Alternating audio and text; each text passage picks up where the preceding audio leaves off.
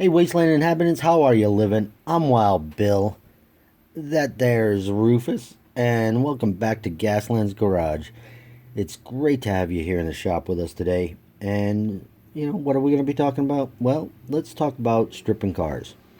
It's a topic that comes up quite a bit in Facebook groups such as Diecast Tactical and the Gaslands group. And when discussed, usually people have passionate opinions on it.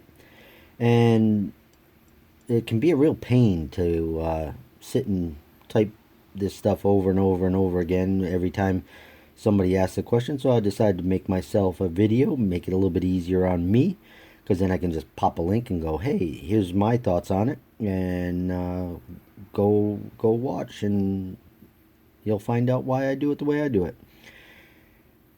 And, with that, let's jump into it. Why do I do it the way I do it? Well, my way is not the only way of doing things. I recognize that. I do not want to say that my way is the only way, it's the way. It's just a way of doing it. And if you don't like the way that I do it, that's fine. Do it the way that you like to do it, with the reasons that you have. I'm not going to push upon you my philosophies. I will go over them and sort of discuss them with you through the video. And if you want to embrace that, then, that's fine. I'm happy to have you doing it the way that I'm doing it. If not, I'm happy to have it the way that you're doing it, because that makes you happy in your hobby. And that's what it's all about. So, to cover this a little bit more, that is a factory painted body, or sorry, chassis of the Scorpedo build that we have going on here. Now, you can take a look at that and see that there's a thick coat of paint on that, and there might be a lot of detail under that. I mean, I realize it's a chassis, but Hot Wheels does put detail in everything that they do. What are we talking about? Well, that there against that one, which has been stripped. All right. Let me get the lighting maybe a little bit more friendly to us here. There we go. All right. Now, I'm going to grab my file here, use it as a pointer. If we get a good look, you'll see right here there's a line. Right here there's a line. There, another line. Yet over in our factory paint, barely seeing it there, not so much there at all, slightly seeing it there. They look more like scratches than details in the casting. Right? So underneath this thick coat of factory paint is that stuff right there. How cool is that, right? So you're missing out if you're not stripping the cars down. Let's take this Arista Rhett, right? This is a popular car. A lot of people convert this car because it is a good looking Gaslands car when it's done. Now, if you're just black bombing over this, you're black bombing over a coat of factory paint that is covering stuff like these rivets. The person that sculpted this car, designed this car, put those rivets in to show that this eyebrow that gets mounted to the body of the car, right, in the little Hot Wheels world, it was attached with rivets, right? All that's lost under factory paint for the most part. Same here, we've got a fender flare which is mounted to the body, and it's done with using rivets. Of course, these are just artistic details and not real rivets, but they're there, right? Another thing that let me get it, make sure that you can see this really good, right there, right? Good close-ups. And these are small. I mean, I'm zooming way in on it for you. Now, these are fine, but let me show you even more detail, right? And this one's tricky to see, but it's there. They made the effort, right there, there's a suspension arm and more suspension. And with that, you've got, get it right, there you go. As this comes up, there's a little piece of metal banding that's been put across those pieces of, there it is, right? That's not a mold line. That's a detail that the artist put in. Again, let me, a little tricky, but it, I think you saw it on a little bit there. Man, that's, why are you fighting me, camera?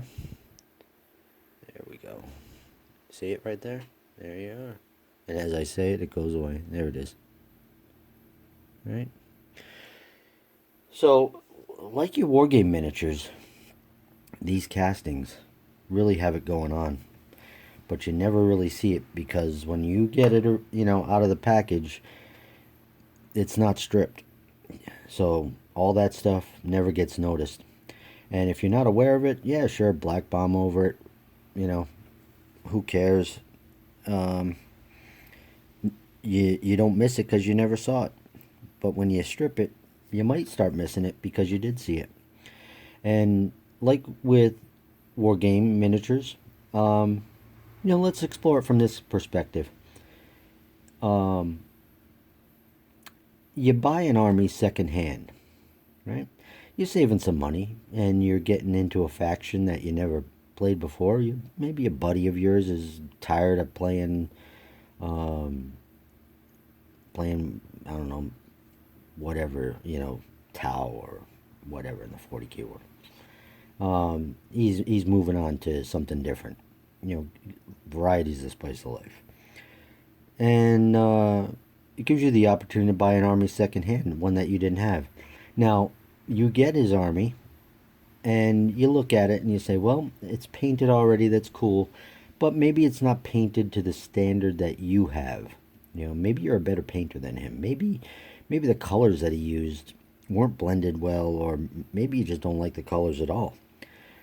Are you going to black bomb over the army and then repaint it, or are you going to strip the paint off, allowing the details that are there that were put in by the manufacturer to shine through? Because a face, a hand, a sword that's got details in it, the more paint you put on it, the less you're going to recognize that as being a face. It'll sooner or later you're going to be like, well, where are the eyes, where are the nose?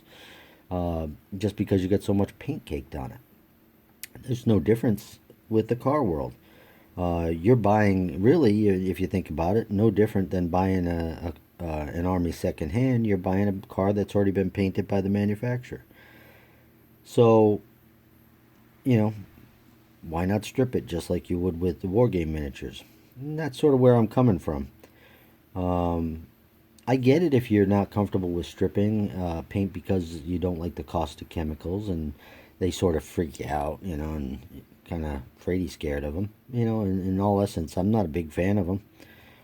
Even as many cars as I've stripped, I still don't like stripping. It's not the highlight of my builds, but it is to me to be necessary. Again, if you don't want to, don't.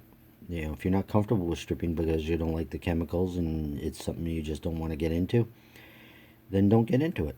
It's fine. It's your hobby. Enjoy it the way that you want, and I'm not going to press upon you my way as being, oh, well, you have to do it this way. No, it's not the case. They're your cars. Enjoy the hobby. And I'll enjoy the hobby the way that I enjoy the hobby. And with that, we have harmony in the hobby. It doesn't mean that we can't share our philosophies, though, with each other in respectful ways, so that we can learn from each other and why we do it. Because if I didn't mention the fact that there's details in this Arista Rhett, you may never have known that.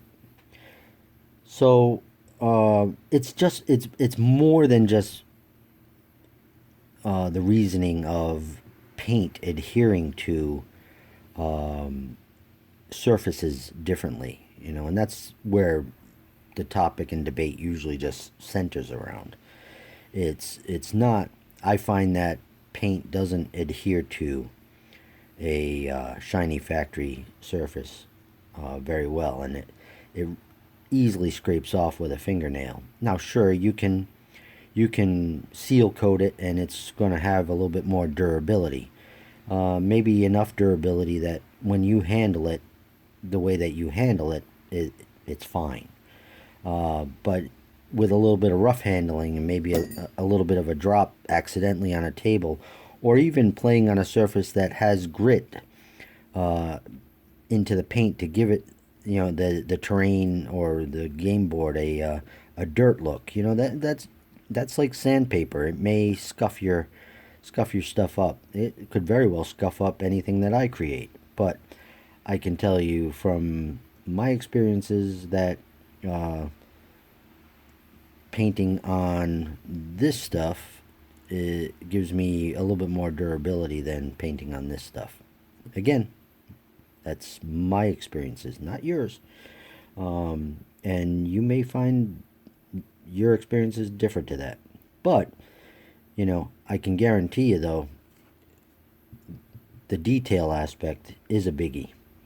We all like detail in our models and all that. Now this here is the Scorpion build, the Scorpedo to the Scorpion in the Gaslands world. You're not missing anything with it just yet. I've only got the 2 videos up, and I've sort of shifted into the way that I'm making these videos.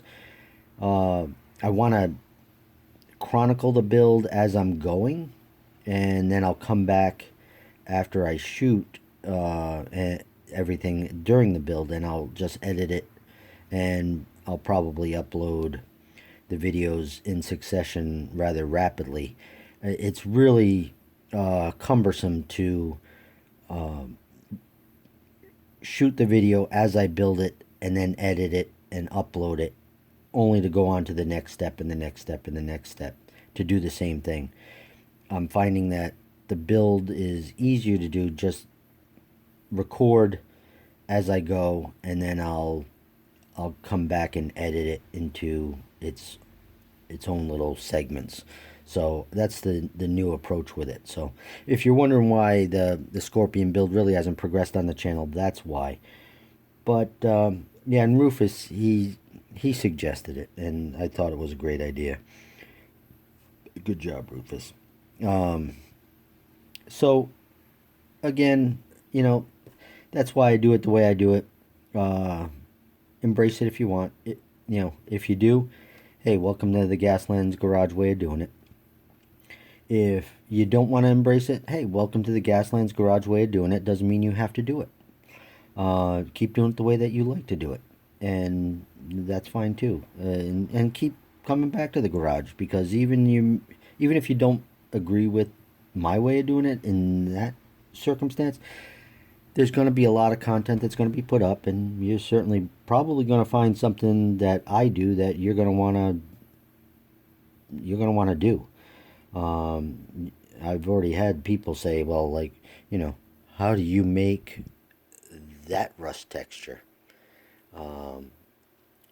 That's something you're probably going to be interested in. So subscribe. If you like the videos, give it a thumbs up. It helps other people that are in the same mindset as you with the hobby, looking for stuff like this. It helps them to find the channel, because YouTube will probably populate their little playlist accordingly. So help them folks out. But in the meantime, I'm going to depart, and I'll give you this. When you're playing Gaslands in the Wasteland, always use Maximum Carnage. It is your best option. I'm out of here. Wild Bill, Rufus.